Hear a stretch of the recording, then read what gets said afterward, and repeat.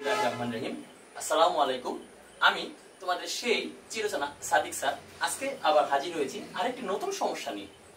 আমাদের আজকে প্রবলেম সলিউশনের যে প্রবলেমটা সেটা হচ্ছে লিঙ্কিং বার। আমরা সকলেই জানি, আমরা সকলেই ইউনিভার্সিটি পাস করা থাকি, যারা যারা পাস করা ছাত্রছাত্রী আছে সকলেই আমরা জানি যে এই লিঙ্কিং বার বিষয়টা অনেক ছাত্রছাত্রী হয়তো বা অজানা। কিন্তু লিঙ্কিং বার আমাদের এই ইংলিশ শিখতে গেলে অনেক একটা দরকারি বিষয়, যে লিঙ্কিং বার থেকেও ভার্সিটিতে কোশ্চেন অনেকগুলো আসে। আসলে আমাদের দেখতে হবে লিঙ্কিং ভার্ব কি। লিঙ্কিং ভার্ব গুলো হচ্ছে am, is, are, was, were, be, being, been, become. আমি আবার বলছি, am, is, are, was, were, be, being, been, become. এগুলোকে আমি হওয়া অর্থে নিয়েছি।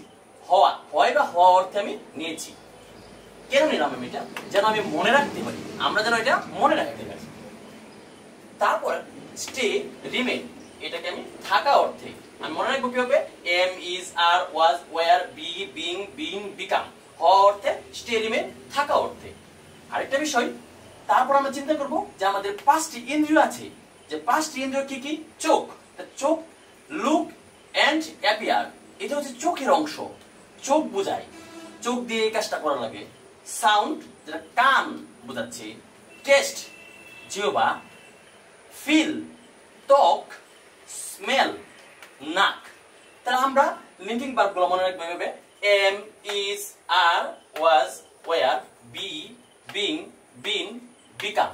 Stay, remain, look, appear, sound, taste, feel, smell. এই লিঙ্কিং ভার্বের পরে কি হবে? আমরা জানি লিঙ্কিং ভার্বের পরে অ্যাডজেক্টিভ বসাতে হবে। কি বসাতে হবে? অ্যাডজেক্টিভ বসাতে হবে। অ্যাডজেক্টিভ যখন ভার্বের সাথে আমরা আইএনজি যোগ করি, সেটাও কিন্তু প্রেজেন্ট পার্টিসিপল, যা অ্যাডজেক্টিভ হিসেবে গণ্য হয়। ভার্বের 3 নাম্বার ফরম্যাট, যাকে আমরা পাস্ট পার্টিসিপল বলি, সেটাও কিন্তু অ্যাডজেক্টিভ হিসেবে গণ্য করা হয়। মূল কথা হচ্ছে লিঙ্কিং ভার্বের পরে অ্যাডজেক্টিভ প্রয়োজন হয়। অ্যাডজেক্টিভ ভার্বের সাথে আইএনজি অথবা ভার্বের 3 নাম্বার বা পাস্ট পার্টিসিপল ফরম্যাট প্রয়োজন। তো এখন আমরা একটু প্রবলেমে দেখব। আমরা একটু উদাহরণের সাহায্যে এই জিনিসটা আমরা ক্লিয়ার করছি। I am walk or walking. এখানে এম হচ্ছে লিঙ্কিং ভার্ব, এম হচ্ছে লিঙ্কিং ভার্ব, তারপরে অ্যাডজেক্টিভ প্রয়োজন। তাহলে এখানে ওয়াক এন্ড ওয়াকিং, এই দুটার মাঝে অ্যাডজেক্টিভ কোনটা? অবশ্যই ওয়াকিং, যেহেতু এটা হচ্ছে প্রেজেন্ট পার্টিসিপল, ভার্বের সাথে আইএনজি যুক্ত হয়েছে। তাহলে এখানে উত্তর walking. Then he is play or playing, অবশ্যই প্লেইং, কেননা এখানে ইজ হচ্ছে linking verb. Am, is. Then are, they are work or working, working, যেহেতু প্রেজেন্ট পার্টিসিপল, প্রেজেন্ট পার্টিসিপল হচ্ছে কি? একটা adjective. We, were, do or doing, অবশ্যই doing, কেননা ডোর সাথে আইএনজি হয়েছে, তার মানে present participle. He was read or reading, অবশ্যই রিডিং। তাহলে আমরা দেখতে পারলাম যে লিঙ্কিং ভার্বের পরে অ্যাডজেক্টিভ প্রয়োজন। দেন আমরা আরেকটু উদাহরণ দেখব। হি স্টেইজ, সেপারেট অর সেপারেটেড। এখানে প্রবলেম দেখো তোমরা, যে স্টেজ, স্টেজ হচ্ছে একটা লিঙ্কিং ভার্ব। আমরা চিরাচরিত যে পড়াশোনা করেছি বা করেছি, যে একটা ভার্বের পরে একটা ভার্ব আসলে হয় ভার্বের সাথে আইএনজি দেই, অথবা একটা ভার্বের পরে একটা ভার্ব আসলে টু প্লাস ভার্বের বেস ফর্ম, যেটাকে আমরা ইনফিনিটিভ বলি। কিন্তু এই জায়গায় স্টেজ হচ্ছে লিঙ্কিং ভার্ব, তাহলে তোমাকে দেখতে হবে কোনটা অ্যাডজেক্টিভ। তাহলে সেপারেট হচ্ছে ভার্বের 1, তাহলে যে ভার্ব কিন্তু সেপারেটেড ভার্বের 3 নাম্বার, যেটা প্রেজেন্ট পাস্ট পার্টিসিপল, সরি সেটা হচ্ছে পাস্ট পার্টিসিপল। তাহলে এখানে এটা অ্যাডজেক্টিভ, তাহলে এটা correct, separated.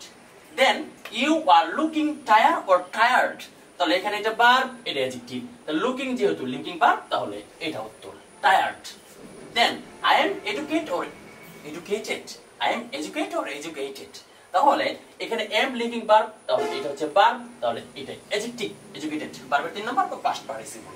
Then he was retire or retired, তাহলে ওয়াজ হচ্ছে লিঙ্কিং ভার্ব, তাহলে আমাদের উত্তর কোনটা কারেক্ট হচ্ছে? রিটায়ার্ড, অবশ্যই রিটায়ার্ড।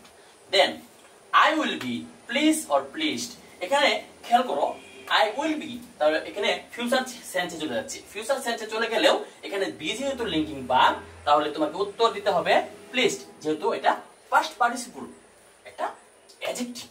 তাহলে আমরা দেখতে পেলাম যে লিঙ্কিং ভার্ব একটা খুবই গুরুত্বপূর্ণ বিষয়, যা আমাদের সারা জীবনই প্রয়োজন।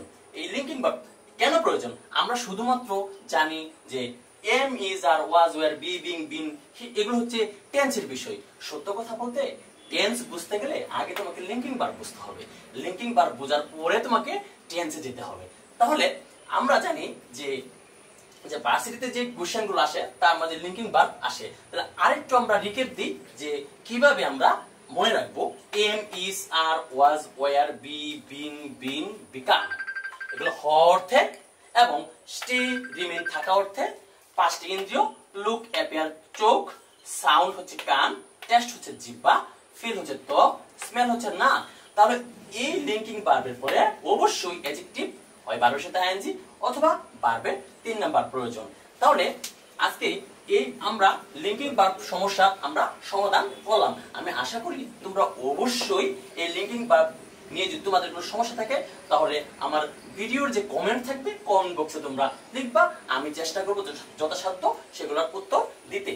এখন আজকের যে একটি শর্ট একটা ওয়ার্ড আজকে তোমাদের যে একটি ওয়ার্ড দেখিয়ে দিব, যে ওয়ার্ডটা মানে একজন ছাত্র ভার্সিটি পাস করা থাকে তাও তারা পারে না অনেক সময়। এই ওয়ার্ডটা কি? আমরা জানি VARSITY। এই যে ভার্সিটি লিখলাম আমরা, এখানে এ দিলাম। অনেকে বলবে স্যার কেন এ দিলেন, ভার্সিটি তো BER দেয়া। না, যখন তুমি ইউনিভার্সিটি লিখবা তাহলে তোমাকে লিখতে হবে ইউনিভার্সিটি। এখানে যখন তুমি অ্যাড করবা তখন VER হবে, কিন্তু যখন ভার্সিটি লিখবা সংক্ষেপ ফরম্যাটে তাহলে VAR হবে। আজকে এই পর্যন্তই।